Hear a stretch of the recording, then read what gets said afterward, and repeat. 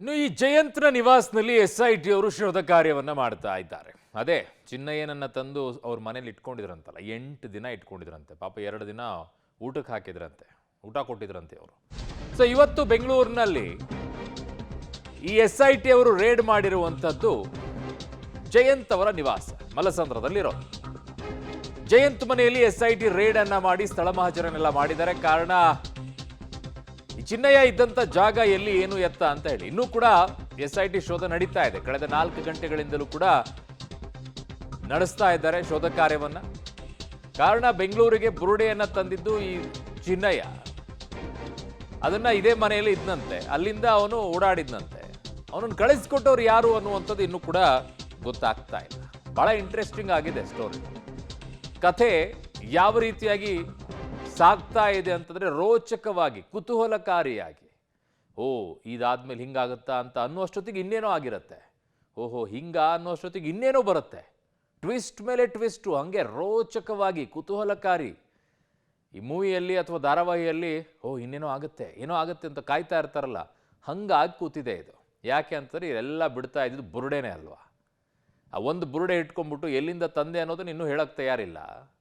But ಬುರುಡೆ ಇಟ್ಕೊಂಡು ಮಾತ್ರ ಎಲ್ಲ ಕಡೆ ಓಡಾಡ್ತಾ ಇರೋದು. ನನ್ನ ಸಹೋದ್ಯೋಗಿ ಈಗ ಕ್ರೈಮ್ ಬ್ಯೂರೋಯಿಂದ ಉಮೇಶ್ ನನ್ನ ಸಂಪರ್ಕಕ್ಕೆ ಸಿಗ್ತಾ ಇದ್ದಾರೆ. ಉಮೇಶ್, ಬುರುಡೆಯನ್ನ ಎಲ್ಲಿಂದ ತಂದೆ ಅನ್ನುವಂಥದ್ದು ಇನ್ನೂ ಕೂಡ ಕ್ಲಾರಿಟಿಯನ್ನ ಕೊಡ್ತಾ ಇಲ್ಲ ಈ ಚಿನ್ನಯ್ಯ. ಆದ್ರೆ ಬುರುಡೆ ತಂದಿದ್ದು ಬೆಂಗಳೂರಲ್ಲೂ ಕೂಡ ಇತ್ತು ಅನ್ನೋದಿದೆ. ಆದ್ರೆ ಈ ಬೆಂಗಳೂರಿಗೆ ತಂದಂತ ಬುರುಡೆಯನ್ನ ಎಲ್ಲಿಂದ ತಂದೆ ಅನ್ನುವಂಥದ್ದು ಏನಾದರೂ ಕ್ಲಾರಿಟಿ ಸಿಗ್ತಾ ಇದೆಯಾ? ಇವತ್ತಿನ ಸರ್ಚ್ನಲ್ಲಿ ಆ ಬಗ್ಗೆ ಮಾಹಿತಿ ಏನಾದರೂ ಸಿಗ್ತಾ ಇದೆ? ಏನಿದೆ ಅಪ್ಡೇಟ್ಸ್ ಈಗ ಉಮೇಶ್? ಅರುಣ್ನ ಚಿನ್ನಯ್ಯ ತಗೊಂಡ್ಬಂದಿದ್ದಂಥ ಬುರುಡೆ ಏನಿತ್ತು ಅದು ಎಲ್ಲಿಂದ ಬಂತು ಅನ್ನೋದ್ರ ಬಗ್ಗೆ ಈಗಾಗಲೇ SIT ಅಧಿಕಾರಿಗಳಿಗೆ ಒಂದಷ್ಟು ಮಾಹಿತಿ ಇರುವಂಥದ್ದು. ಆದರೆ ಚಿನ್ನಯ್ಯ ಬುರುಡೆ ತಗೊಬರೋದಕ್ಕಿಂತ ಮುಂಚೆಯಾಗಿ ಜಯಂತ್ ವಾಸವಾಗಿದ್ದಂಥ ಈ ಮನೆ ಏನಿದೆ, ಈ ಮನೆಗೂ ಕೂಡ ಆಗಾಗ ಕಳೆದ 1 ವರ್ಷಗಳಿಂದಲೂ ಕೂಡ ಆಗಾಗ ಬಂದು ಹೋಗ್ತಿದ್ದ.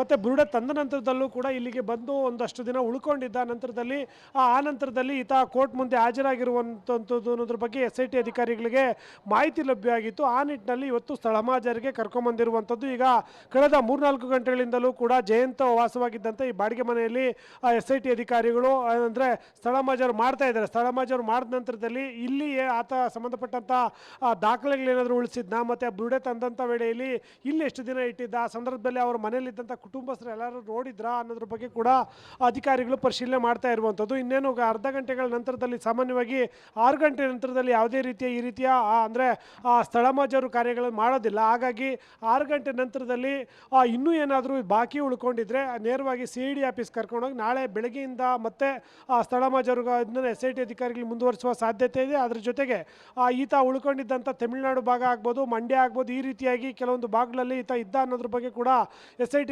ಅಧಿಕಾರಿಗಳಿಗೆ ಮಾಹಿತಿ ಇದೆ. ಮತ್ತು ಈ ಬುರುಡೆ ಮುಖ್ಯವಾಗಿ ಆತ ಏನು ಬುರುಡೆ ತೊಗೊಂಬಂದಿದ್ದ ಅದು ಎಲ್ಲಿಂದ ಬಂತು ಅನ್ನೋದ್ರ ಬಗ್ಗೆ ಅಧಿಕಾರಿಗಳಿಗೆ ಈಗಾಗಲೇ ಬಾಯ್ಬಿಟ್ಟಿದ್ದಾನೆ ಅನ್ನೋದ್ರ ಬಗ್ಗೆ ಮಾಹಿತಿಗಳು ಲಭ್ಯ ಆಗಿದ್ದಾವೆ. ಆದರೆ ಎಲ್ಲಿ ಅನ್ನೋದ್ರ ಬಗ್ಗೆ ನಮಗೂ ಇನ್ನೂ ಕೂಡ ಸ್ಪಷ್ಟತೆ ಸಿಗಬೇಕಾಗಿದೆ. ಆ ನಿಟ್ಟಿನಲ್ಲಿ ಇವತ್ತು ಇವು ಸ್ಥಳ ಮಹಾಜರು ಮುಕ್ತಾಯವಾದ ನಂತರದಲ್ಲಿ ಮುಂದಿನ ಪ್ರೊಸೀಜರ್ ಆಗಿ ಆತ ಎಲ್ಲಿಂದ ತೊಗೊಂಬಂದ, ಯಾರ ಸಪೋರ್ಟಿಂದ ಇಷ್ಟೆಲ್ಲ ಮಾಡ್ತಿದ್ದಾನೆ ಅನ್ನೋದ್ರ ಬಗ್ಗೆ ಕೂಡ ಮಹಾಜರು ನಡಿಬೇಕಾಗುತ್ತೆ. ಸದ್ಯಕ್ಕೆ ಈಗ SIT ಅಧಿಕಾರಿಗಳು ಚಿನ್ನಯ್ಯನನ್ನು ಇದೇ ಮನೆಯಲ್ಲಿ ಇಟ್ಕೊಂಡು ಕಳೆದ 4 ಗಂಟೆಗಳಿಂದಲೂ ಕೂಡ ಸ್ಥಳ ಮಹಾಜರು ಮಾಡ್ತಾ ಇದ್ದಾರೆ.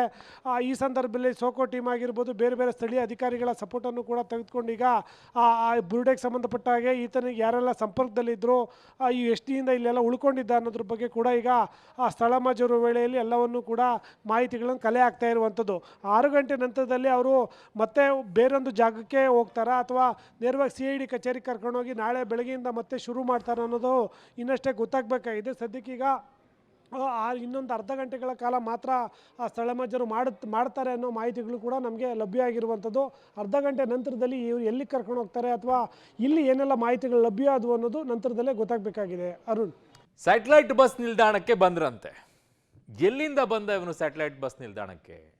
ಮೈಸೂರಿನಿಂದನ? ಯಾವ ಭಾಗಗಳಿಂದ ಬಂದಿತ್ತು? ಸ್ಯಾಟಲೈಟ್ ಬಸ್ ನಿಲ್ದಾಣದ ಬಳಿ ಅವನು ಇಳಿತಾನೆ ಅನ್ನೋದಾದ್ರೆ ಅಲ್ಲಿ ಪ್ರಶ್ನೆ ಉದ್ಭವ ಆಗುತ್ತೆ.